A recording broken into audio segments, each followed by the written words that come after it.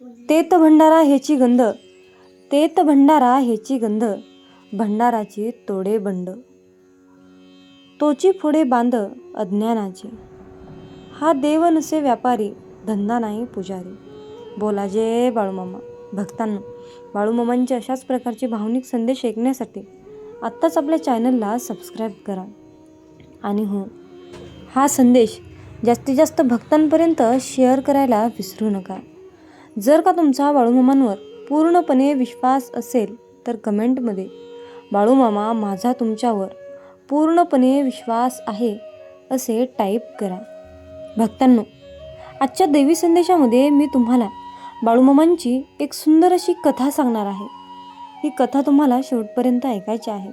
भक्तांनो, जेव्हा महाराष्ट्रात पावसाळा असतो तेव्हा कर्नाटकात उन्हाळा असतो. बकऱ्यांना पावसाचा त्रास होऊ नये म्हणून यावेळी मामांची बकरी कर्नाटकात होती.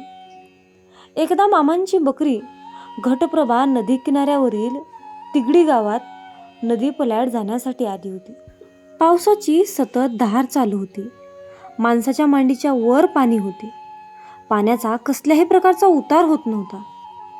मामांबरोबर असलेल्या पुण्याप्पा शिनगारे हा बकरी पलीकडे कशी न्यायची असे मामांना विचारत होता. मामा त्याला म्हणाले, बकरी नावेने पलीकडे न्यायला पाहिजेत. प्रत्येक बकऱ्याला 8 नाणे नावाड्याला देण्याचे ठरवून एल किनाऱ्यावर नावेत काही बकरी चढवली. बाळूमामा अलीकडील तीरावरच होते. नाव प्रवाहाच्या दिशेने ढकलण्यात आली. नाव नदीच्या मध्यम गेल्यावर नवल पाहण्यास मिळाले. नावाड्याच्या एका हातात वल्हवण्याची काठी होती तर दुसऱ्या हाताने तो नावेतील बकरी पाण्यात नदीपात्रात ढकलू लागला होता. एकामागे एक जाण्याची बकऱ्यांची प्रवृत्ती सवय असते. त्यामुळे एक बकरं पाण्यात पडल्याबरोबर आणखीन काही बकऱ्यांनी नदीत उडी घेतली. आपण या पडलेल्या बकऱ्यांना नंतर धरून खायचे या विचाराने नावाडी मनातून खूप आनंदून गेला होता. पण मेंढक्या मुलांनी प्रवाहात उड्या मारल्या आणि अत्यंत श्रम घेऊन प्रवाहातील बकऱ्यांना पहिले तीरावर नेले. मामा हे सर्व काठावर उभे राहून पाहत होते. नावाड्याच्या दृष्ट कपट कृतीला जाणून मामा म्हणाले, या हरामखोराला अद्दल घडवलीच पाहिजे. काही करून याला शासन हे केलेच पाहिजे. याला शिक्षा तर दिलीच पाहिजे. नाव पलीकडे जाऊन काठावर पाषाणाचा उभा दगड होता. पाषाणाच्या उभ्या दगडाला जाऊन नाव आदळली. तेव्हा नाव व काठ याच्यामध्ये नावाड्याचा हात सापडून मोडला. त्यासर्षी तो खूप मोठ्याने किंचाळला, रडू लागला, पश्चातापाने होरपळून गेला. या सर्व घटना पाहून पुण्याप्पा शिनगारे मामांना म्हणाले, मामा, आता पल्याड कसे जायचे? नदीच्या पलीकडे आता आपण कसं जायचं? रात्र होण्यापूर्वी आपण ही राहिलेली बकरी बिराड घेऊन कोणत्या वाटेने कसे जायचे? ही नदी तर खूप भरून वाहत चालली आहे आणि हा नावाडी किती कपटी दिसतो. खूप वाईट वृत्तीचा माणूस आहे हा, असं तो मामांना म्हणाला. मामा म्हणतात, अरे, आयुष्यामध्ये जो प्रसंग घडून राहिलाय तो आधी आवरू दे. आवडू अगर ना आवडू, आयुष्यामध्ये प्रसंग हा स्वीकारलाच पाहिजे. मग ते संकट असो, आनंद असो, दुःख असो, काही असो, जे आलंय ते स्वीकारायला शिका. मूर्ख अडाणी माणसं अवघड वेळी चडफडतात. आपल्याला तसं वागून चालणार नाही. शिनगारे आवेशाने म्हणाले, ही 4 दिशेला 4 बकरी गेली तर आपल्या देशात तोंड कसे दाखवायचे? या देशामध्ये आपल्याला काय तोंड राहणार आहे? तू स्वतःला मोठा भक्त समजतोस, देवाच्या मोठ्या मोठ्या गोष्टी सांगतोस, तर मग यावेळी पलीकडे जाऊन दाखव आणि आमचा हेतू, आमची इच्छा पूर्ण कर. असं नाही झालं तर तुझं ते देवाचं नाव घेणं आणि देवाच्या ठिकाणी असलेला तुझा भक्तिभाव, भक्तीची थोरवी गाणं बोलणं हे सर्व थोतांड समजतो मी. असे बोलून शिनगाऱ्याने बाळूमामांना साकडं घालून भलतं कोडं निर्माण केलं. मामा अत्यंत एकाग्र होऊन आकाशाकडे पाहू लागले. थोड्या वेळाने म्हणाले, अरे शिनगाऱ्या, विचार करायला थोडासुद्धा वेळ नाही. सर्व बकरी गोळा कर, माझ्या मागे घेऊन ये. मग मामांनी प्रणाम करून नदीच्या पाण्याला पाय लावताच नदी उतरायला सुरुवात लागली. फरशी दिसायला सुरुवात लागली. मामा पुढे चालत राहिले. पाठीमागून घोडी, बकरी, बिराड पलीकडे केव्हा गेले ते कळलंच नाही. शिनगारे आश्चर्य करू लागला. ही अद्भुत दिव्य घटना नावाड्याने पाहिली. नाव सोडून मामांच्या समोर आला आणि मामांच्या चरणावर पडून नावाडी म्हणाला, मामा, मी चुकीचे काम केले. तुम्ही तर देवासारखे आहात. निष्कारण छळले मी तुम्हाला. काहीसुद्धा कारण नसताना मी तुम्हाला त्रास दिला. मामांनी त्याचा हिशोब चुकता केला. शिवाय त्याला बक्षीस देऊन म्हणाले, अरे बाळा, रडू नको. मोडलेला हात लवकर नीट करून घे. भूमी, पाणी, वारा, आकाश, अग्नी या पंचमहाभूतावर फक्त आणि फक्त संतांची सत्ता असते. हे सांगणारा आयुष्यातला मामांचा एक छोटासा अनुभव तुम्हाला कसा वाटला? म्हणून भक्तांनो, मामा सांगतात, तेत भंडारा हेची गंध, भंडाराची तोडे बंध, तोची फोडे बांध अज्ञानाचे. हा देव नसे व्यापारी, धंदा नाही पुजारी. येती ते नरनारी, भाबळेपणाचे. भक्तांनो, मामा सांगतात, भक्तांचे भो म्हणजे संसार बंधन आहे व माणसाच्या अज्ञानाचा बांध तोडणाऱ्या अशा भंडाऱ्याला या मंदिरात अतिशय महत्त्व आहे. पैशांच्या मोबदल्यात माल देणाऱ्या व्यापाऱ्यासारखा हा देव नसल्यामुळे येथे पैशांची मागणी करणारा पुजारी नाही. त्यामुळे भक्तिभाव संपन्न स्त्री पुरुष येथे दर्शनाला येतात. कारण भाबड्या भक्तांचे संकटांचे साकडे विलंबित तोडे अशी मामांची ख्याती आहे. म्हणून मामा सांगतात, माझ्या बाळा, प्रपंच जयाचे बोलणी, प्रपंच जयाचे चालणे, तया बाळूमामांचे देखणे मूर्ती ना दिसे.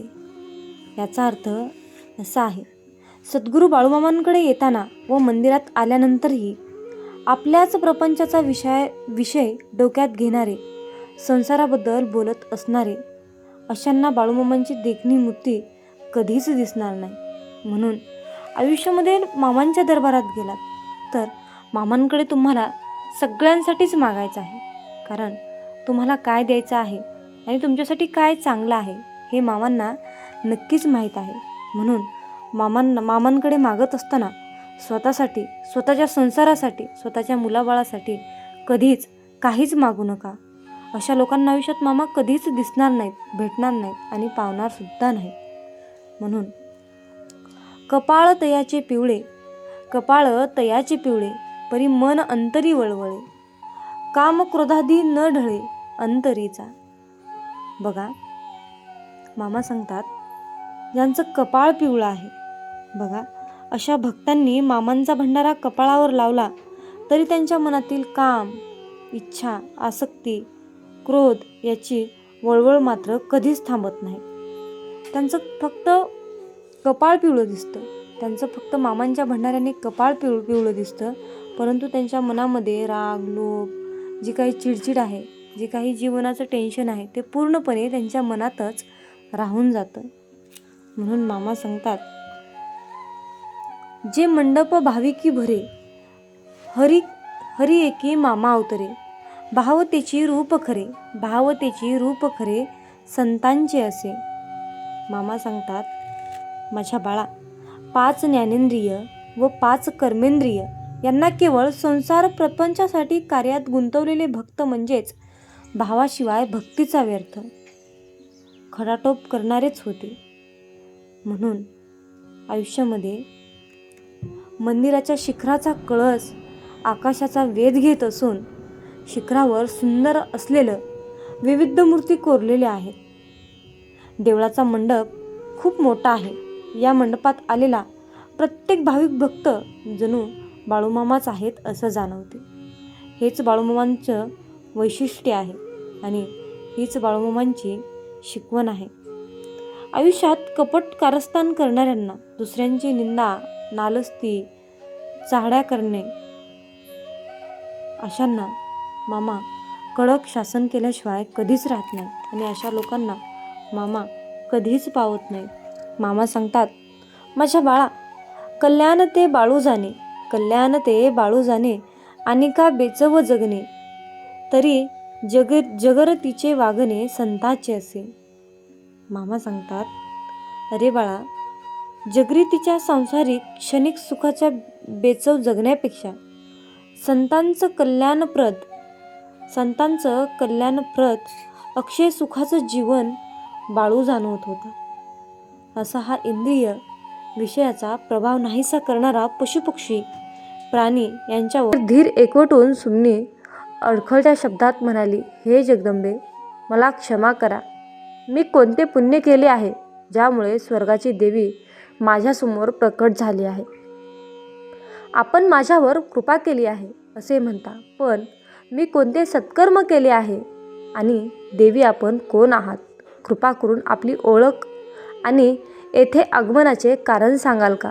हे माते, मी तर एक तुच्छ अबला आहे. माझ्यावर अशी कृपादृष्टी कशी काय? सुमतीच्या विचारांनी देवी स्मितहास्य करत म्हणाली, वत्से, मी आदिशक्ती दुर्गा आहे. मी आदिमाता, सृष्टीची निर्मिती आणि पालन करते आहे. पार्वती, लक्ष्मी, सरस्वती अशा सर्व शक्ती माझ्यापासूनच प्रकट झाल्या आहेत. विश्वातील त्रास आणि विघ्ने दूर करणे हेच माझे कार्य आहे. मी संतुष्ट झाले की जीवांचे दुःख दूर होते आणि त्यांना मनासारखे फळ मिळते. तुझ्या निष्पाप आत्म्याला या जगात अन्याय आणि दुःख सोसावे लागत आहे हे पाहून माझे हृदय पिळवटून गेले. खरे तर मी तुझ्यावर प्रसन्न होण्याचे मुख्य कारण म्हणजे तुझ्या पूर्वजन्मीचे केलेले पुण्यकर्म आहे. त्याची तुला स्वयं जाणीव नाही, पण ते आता मी तुला सांगते. सुमती आश्चर्यचकित होऊन देवीचे शब्द ऐकत होती. तिने लक्षपूर्वक कान दिला. देवी पुढे म्हणाली, श्रद्धेने ऐक. तू या जन्मी ब्राह्मण कन्या आहेस खरे, पण त्या आधीच्या जन्मात तू एका निषाद्याची स्त्री होतीस. तू परम पतिव्रता होतीस. पतीवर निष्पित प्रेम करणारी होतीस. एके दिवशी तुझा निषाद जातीचा नवरा पोटाची खळगी भरण्यासाठी राजाच्या गोदामातून चोरी करण्याचे पाप करून बसला. ते पाप उघडकीस येताच सैनिकांनी येऊन तुला आणि तुझ्या नवऱ्याला पकडले. त्यांनी तुमच्यावर चोरीचा आरोप ठेवून त्वरित राजाच्या बंदिस्त गृहात कैद केले. त्या कोळकटीतून तुम्हाला कोणतेही अन्नपाणी देण्यात आले नाही. दिवसाच्या दिवस उपाशी आणि तहानलेल्या स्थितीत त्या तुरुंगात तुमचे दिवस चालले होते. पण लक्षात ठेव, ज्या 9 दिवस तुम्ही दोघे उपाशी राहिलात ते दिवस म्हणजेच अश्विन शुद्ध प्रतिपदेपासून नवमीपर्यंतचे होते, म्हणजेच नवरात्राचे दिवस होते. अर्थातच तुम्हाला तेव्हा उपवासाचा हेतू नव्हता, पण अनवधानाने का होईना त्या 9 दिवस तुमचा दोघांचा अन्नग्रहण न होऊ शकल्याने तुझ्याकडून अखंड नवरात्र व्रत पार पडले. त्या व्रताचे हेच पुण्य आज तुझ्यासमोर उभे आहे. हे ब्राह्मणी, तू पूर्वजन्मीच्या नवरात्र व्रताच्या प्रभावाने मला प्रसन्न केले आहेस. त्या व्रताच्या पुण्य बलामुळे मी प्रकट होऊन तुझ्या मनोकामना पूर्ण करण्यास आले आहे. माझा आशीर्वाद घे आणि जी इच्छा असेल ती माग. पूर्वजन्मीच्या घटनेचे रहस्य ऐकून सुमती भारावून गेली. तिला आता उमगले. इतक्या दारुण परिस्थितीतही देवीचा प्रसाद तिच्या वाट्याला येत आहे. देवी तिच्यासमोर स्वतः उभ्या आहेत. मग आपल्या भूतकाळाचा वृत्तांत ऐकून सुमतीच्या डोळ्यात आनंदाश्रू तरळले. गळा दाटून आला. कृतज्ञतापूर्वक हात जोडून ती गदगद स्वरात देवीला म्हणाली, हे आदिमाते, खरंच मी फार भाग्यवान आहे की माझ्या पूर्वजन्मीच्या नकळत केलेल्या उपवासाचे फळ आज मला मिळत आहे. माझ्यासारख्या दुर्बळ प्राण्याला आपल्या दर्शनाचा लाभ झाला, हीच माझी मोठी मिळगत आहे. आपण म्हणता असे मी कोणतेही वर मागू शकते, तर मग मी मोठे धाडस करून एकच वर मागते. कृपा करून माझ्या पतीचा हा भयंकर महारोग दूर करा. तो निरपराध आहे आणि इतक्या दुर्दैवी अवस्थेत आयुष्य काढतो आहे. मला त्याच्या यातना पाहवत नाहीत. देवी, आपण दयाळू माता आहात. कृपा करून माझ्या पतीवर ही कृपादृष्टी दाखवा. त्याचे कुष्ठरोगाने विद्रुप झालेले शरीर पूर्ववत निरोगी आणि सुंदर करून द्या. हाच माझा सर्वात मोठा मनसुबा आहे. सुमतीचे हे निस्वार्थ मागणे मागून देवीचे हृदय आणखीन वितळले. भक्तीमुळे प्रसन्न झालेल्या मातेला सुमतीचा पतीविषयीचा त्याग आणि प्रेम जाणवले. भगवती दुर्गा प्रेमळ हसली आणि तथास्तु हे ब्राह्मणी, जसे तुला अभिप्रेत आहे तसेच घडो. पण यासाठी तुझ्या पूर्वजन्मीच्या त्या नवरात्र व्रताचे 1 दिवसाचे पुण्य तू तुझ्या पतीच्या रोगमोचनासाठी अर्पण करावे लागेल. त्या पुण्याच्या प्रभावाने आणि माझ्या कृपेने तुझ्या पतीच्या शरीरावरील सर्व महारोग निघून जातील. तो पूर्णपणे रोगमुक्त होईल आणि त्याचे सर्व शरीर सुवर्ण समान काती समान होईल. देवीची आज्ञा सुमतीने शौर्यधैर्य मानली. ती भक्तिभावाने म्हणाली, हो मा दुर्गे, आपला आदेश मान्य आहे. माझ्या उपवासाच्या पुण्याईतला 1 अंश मी माझ्या पतीच्या आरोग्यासाठी अर्पण केला आहे. ज्या क्षणी तिने हे उच्चारले त्या क्षणी एक चमत्कार घडला. सुमतीच्या पतीच्या अंगावरील सर्व कुरूप, फोड, जखमा आणि पांढरे चट्टे अदृश्य झाले.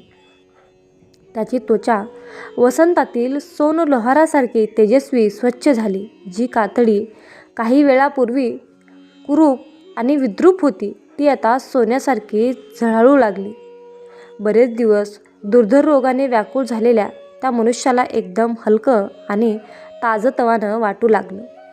तो आश्चर्यकारक होऊन स्वतःच्या हातापायाकडे पाहू लागला. आपल्या पतीच्या शरीरात हा अद्भुत बदल होताना पाहून सुमती भारावून गेली. आश्वासाने तिने नवऱ्याकडे पाहिले. 1-2 क्षणापूर्वी जो व्याधिग्रस्त भिकारी होता तो आता तेजस्वी, रूपवान तरुणासारखा भासत होता. सुमतीच्या डोळ्यातील अश्रू यावेळेस आनंदाचे होते. तिने देवीकडे पाहिले. तिला उमगले की ही सर्व मायेची लीला दुर्गेच्या कृपेनेच घडली. ती देवीच्या आत्म्याला मनातल्या मनात पुन्हा पुन्हा एकदा नमन करू लागली. कृतज्ञतेने ओथंबून सुमतीने देवीसमोर हात जोडले आणि देवीची स्तुती सुरू केली. जय दुर्गे माता, तिन्ही जगतांची पालनहारिणी आणि दुर्गती नशिनी जगदंबे, तुला कोटी कोटी प्रणाम. हे अंबे, दुःखाचे निवारण करणारे, रोगापासून मुक्ती देणारी, प्रसन्न झाल्यावर भक्ताच्या इच्छा पूर्ण करणारी आणि दृष्ट परवर्तीचा संहार करणारी तूच आहेस. विश्वाचे रक्षण करणारी, तुला मी शरण आले आहे. सुमतीने अशा प्रकारे भावपूर्ण प्रार्थना केली. ओथंबलेल्या तिच्या शब्दाचे देवीचे मन अधिक संतुष्ट झाले. भगवती दुर्गेने सुमतीच्या निर्व्याज भक्तीने प्रसन्न होऊन वरदान देण्याचे ठरविले. देवी प्रेमळ स्वरात सुमतीला म्हणाली, हे गुणवती ब्राह्मणी, मी तुझ्यावर अत्यंत प्रसन्न आहे. तुझ्या भक्तिभावाने केलेल्या स्तुतींनी मी संतुष्ट झाले आहे. म्हणून आशीर्वाद रूपाने सांगते, लवकरच तुझ्या पोटी उदयाल नावाचा एक तेजस्वी पुत्र जन्माला येईल. तो अतिशय बुद्धिवान, गुणी, धनाढ्य आणि कीर्तिमान होईल. त्याच्यात उत्तम सद्गुण असतील व तो जितेंद्रिय असेल. तुझ्यावर आलेली सर्व दुःख नाहीशी होतील आणि तुझे कुटुंब पुन्हा सुखी आणि समृद्ध होईल. ही माझी कृपा तुझ्यावर सदैव राहील. देवीचे मुखातून हे वरदान प्राप्त होताच सुमतीने आनंदाने तिच्या चरणांना स्पर्श करून वंदन केले. शेवटी सुमती आदराने म्हणाली, हे माते दुर्गा, माझी पुढील एकच विनंती आहे. जर आपण खरंच माझ्यावर पूर्ण प्रसन्न असाल तर कृपया मला नवरात्र व्रताची पूजाविधी नीट सांगून द्या. ज्या पद्धतीने नवरात्राचे व्रत केल्यास आपण संतुष्ट होता ते सर्व विधी आणि त्या व्रताचे पुण्यफलही कृपा करून मला सविस्तरपणे वर्णन करा. भविष्यकाळात मी, माझे कुटुंब श्रद्धेने या भक्तिभावाने ही पूजा आम्ही नेहमीच करू. आध्यात्मिक कामना पूर्ण करण्यासाठी हे व्रत अतिशय श्रेष्ठ आहे. हे पवित्र व्रत कोणत्याही तीर्थक्षेत्री, देवालयात अथवा स्वतःच्या घरातील पवित्र स्थळही निष्ठेने करावे. विधीचे पूर्ण पालन करावे. देव पारायणतेने केलेले व्रत नक्कीच फलदायी ठरते. देवी दुर्गेने या प्रकारे नवरात्र व्रताची संपूर्ण विधी आणि महिमा सुमतीला सांगितला. सुमती मनापासून त्या प्रत्येक शब्दाचे स्मरण करत होती. देवीचे वचन संपताच सुमतीने पुन्हा एकदा देवीला नमन केले. तिच्या डोळ्यात कृतार्थतेचे अश्रू दाटून आले होते. देवीने सुमतीला आशीर्वाद दिला व प्रसन्न हास्य केले. काही क्षणातच भगवती दुर्गा त्या स्थानावरून अंतर्धानात पावली. नवल म्हणजे तेजोमय रूप जसे अचानक प्रकट झाले होते तसेच एका क्षणात अदृश्यही झाले. सुमती आणि तिचे पती आश्चर्यचकित झाले. देवीच्या चरणांनी पावन झालेली ती जागा त्यांना कायमची पवित्र भासू लागली. देवी अंतर्धानात झाल्यानंतर सुमती आपल्या पतीसह पुन्हा गावाकडे परतली. नवऱ्याचे रूपांतर आणि सुमतीचे सुरक्षित आगमन पाहून गावकरीही चकित झाले. सुमतीच्या वडिलांना आपल्या क्रोधातून झालेल्या पापाची जाणीव झाली. निरपराध कन्येला दिलेल्या शापाची आणि केलेल्या अन्यायाची खंत त्यांच्या मनाला सतत पोखरत होती. त्या दिवशी संतापाच्या भरात उच्चारलेले शब्द आठवताच त्यांच्या डोळ्यात अश्रू तरळले. ते धावत येऊन सुमतीच्या पायावर कोसळले व अपराधी स्वरात म्हणाले, लेकी, मला माफ कर. रागाच्या भरात मी तुला किती अमानुष शिक्षा दिली. मी पापी निर्दयी वडील ठरलो. कृपा करून मला क्षमा कर. असे म्हणत त्यांनी अश्रूंनी तिचे चरण ओले केले. सुमतीने घाईने वडिलांना उठवले आणि म्हणाली, बाबा, तुम्ही माझे जन्मदाता आहात. तुमचा तो रोगच माझ्यासाठी वरदान ठरला. त्या प्रसंगाविना मला देवीच्या कृपेचा अनुभव कसा मिळाला असता. कृपया स्वतःला दोष देऊ नका. मला तुमच्याविषयी मनात रागाचा कणही नाही. हे ऐकताच ब्राह्मणाने तिला आपल्या मिठीत घेतले. पिता पुत्री दोघांच्या डोळ्यामधून आनंदाश्रू वाहू लागले. ब्रह्मदेव पुढे म्हणाले, जसे देवींना भाकीत केले तसेच घडले. काळाने सुमतीच्या पोटी उदयन नावाचा तेजस्वी पुत्र जन्माला आला. सुमतीचा पती पूर्वीसारखा रोगमुक्त आणि तंदुरुस्त झाला. त्या दोघांनीही मोठ्या भक्तिभावाने दरवर्षी नवरात्र व्रत करू लागले. त्या व्रतामुळे त्यांच्या कुटुंबाला अखंड सुख समृद्धी संतती प्राप्त झाली. देवीच्या अनुग्रहाने त्यांचे जीवन धनधान्य. हे बृहस्पती स्त्री पुरुष किंवा हे नवरात्राचे व्रत भक्तिपूर्वक करतात त्यांना भूतलावर सर्व सुख लाभतात आणि शेवटी त्यांना दुर्लभ असा मोक्षही प्राप्त होतो. या व्रताचे महात्म्य अमूल्य आणि अलौकिक आहे. तू हा जो प्रश्न विचारलास त्यामुळे सर्व जीवांचे कल्याण साधेल म्हणून तू धन्य आहेस. भगवती आदिशक्ती दुर्गा ही संपूर्ण जगताची पालनहार आहे. या महादेवीच्या शक्तीचा प्रभाव काळाच्या बुद्धीला पूर्णतः आकलन होणे कठीण आहे. ब्रह्मदेव कथा संपवून थांबले. महान व्रत कथेचे श्रवण करून देवगुरु बृहस्पतीचे हृदय परमानंदाने भरून आले होते. त्यांना अंगावर रोमांचक उभे राहिले होते. ते दोन्ही हात जोडून ब्रह्मदेवांना म्हणाले, हे जननियता ब्रह्मदेवा, आपण माझ्यावर अपरंपार कृपा केलीत की अमृतासमान गोड अशी दुर्गा नवरात्र व्रताची महती मला ऐकवलीत. आपल्याशिवाय दुसरा कोण हे गूढ रहस्य सांगू शकला असता. माझ्या प्रश्नाचे समाधान करून आपण समस्त लोकांचे कल्याण होईल असे ज्ञान दिलेत याबद्दल मी आपला शतशः ऋणी आहे.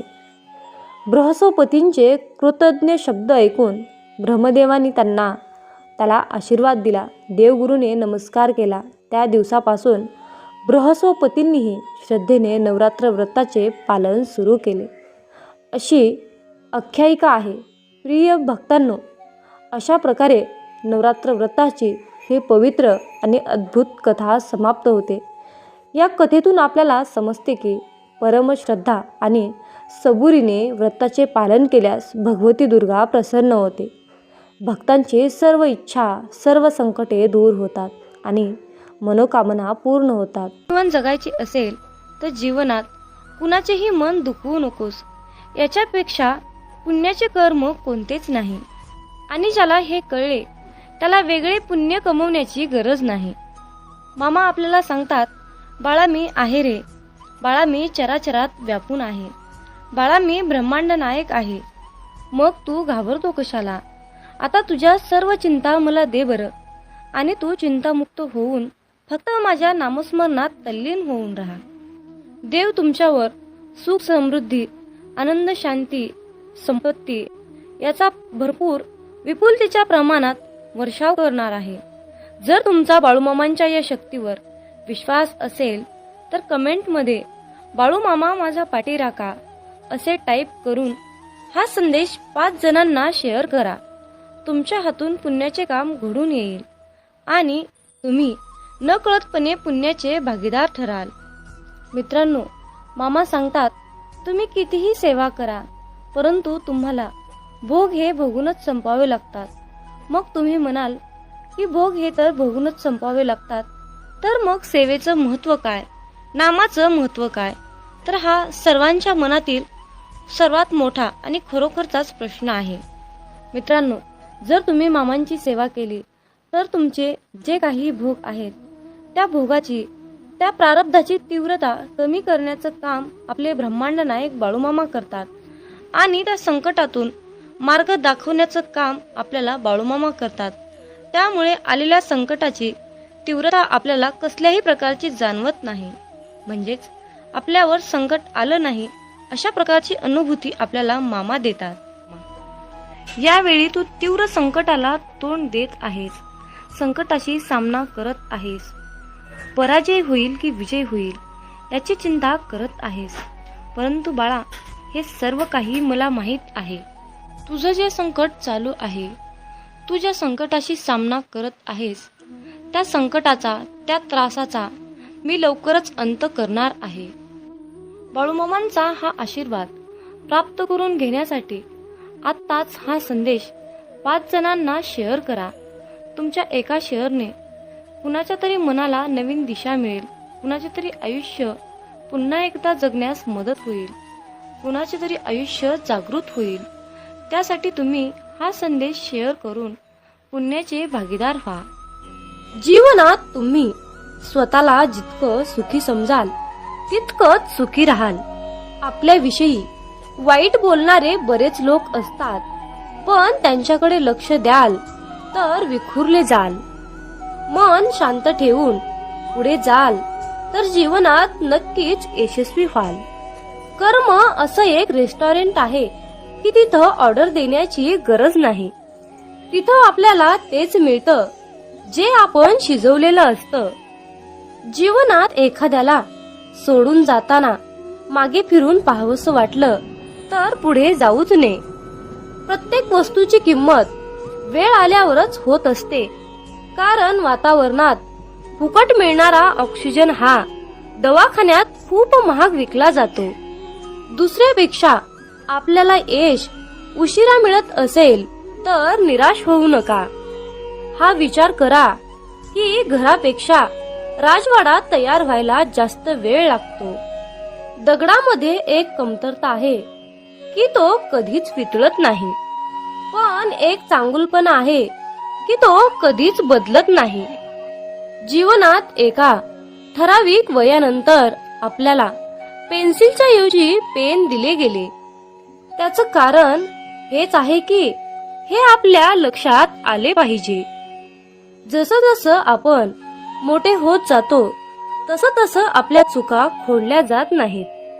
तुम्ही सहमत असाल तर आत्ताच आपल्या व्हिडिओला लाईक करा आणि चॅनलला सबस्क्राईब करा. तुमच्यासाठी नशिबाचे योग्य ते द्वार उघडले जाईल. वाक्य छोटं आहे पण तितकंच खरं आहे. जग धोका देऊन हुशार झालं आणि आपण विश्वास ठेवून मूर्ख झालो. जीवनात काही जखमा अशा असतात की त्या दिसत नाहीत, कोणाला दाखवताही येत नाहीत, पण त्या सतत टोचत राहतात. जीवनात समोरच्याला माफ करता येतं, त्याचे अपराध विसरता येतात, पण त्यांच्यात पुन्हा एकदा मन गुंतून राहता येत नाही. स्वतःचं मन शांत करता आलं की सगळे गोंधळ आपोआप शांत होतात. मामा म्हणतात, माझ्या बाळा, एक गोष्ट नेहमी लक्षात ठेव. अपेक्षा हीच दुःखाचं सर्वात मोठं कारण आहे.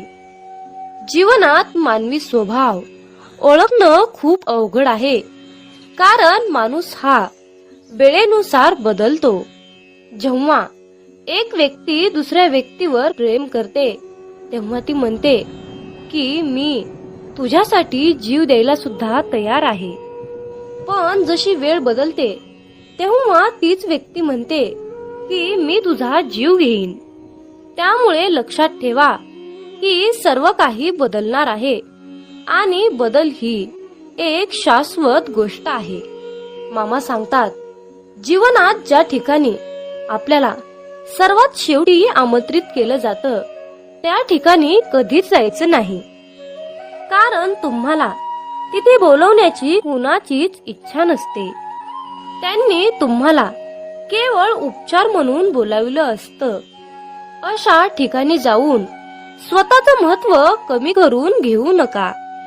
जोपर्यंत एखादी गोष्ट स्वतःहून कोणीच आपल्याला सांगत नाही तोपर्यंत ती गोष्ट विचारू नका. जर का तुम्ही एखाद्या व्यक्तीसाठी महत्वाचे असाल तर ती व्यक्ती तुम्हाला सर्व काही स्वतःहून सांगेल. आयुष्य बदलण्यासाठी सर्वांनाच वेळ मिळतो, पण वेळ बदलण्यासाठी परत आयुष्य कुणालाच मिळत नाही. म्हणून बाळा, ही एक गोष्ट नेहमी लक्षात ठेव. संघर्ष करणारा माणूस हा नेहमी एकटाच असतो, पण यशस्वी माणसाच्या पाठी सारं जग उभा असतं. त्यामुळे संघर्षाच्या वेळी जर तुम्ही एकटे असाल तर अजिबात वाईट वाटून घेऊ नका, कारण लक्षात ठेवा, संघर्ष हा नेहमी एकट्यानेच करायचा असतो. मामा म्हणतात, माझ्या बाळा, बदल हा एक जीवनाचा भाग आहे. जर का तुला या जीवनात यशस्वी व्हायचं असेल तर त्याचा स्वीकार करणं गरजेचं आहे. जर का तुम्ही बदलाला विरोध करत असाल तर तुम्ही अशी संधी गमावू नका, ज्या तुम्हाला वाढण्यास आणि तुमचे ध्येय साधण्यास मदत करू शकतात. जीवनात बदल स्वीकारा आणि नवीन अनुभवासाठी खुले व्हा. जर का तुम्ही बदल स्वीकारण्यास तयार असाल तर होय बाळू मामा, मी तयार आहे, मला आशीर्वाद द्या, असे टाईप करा. मित्रांनो, हा संदेश शेवटपर्यंत पाहिल्याबद्दल धन्यवाद. मग बोला बोला बाळू मामा.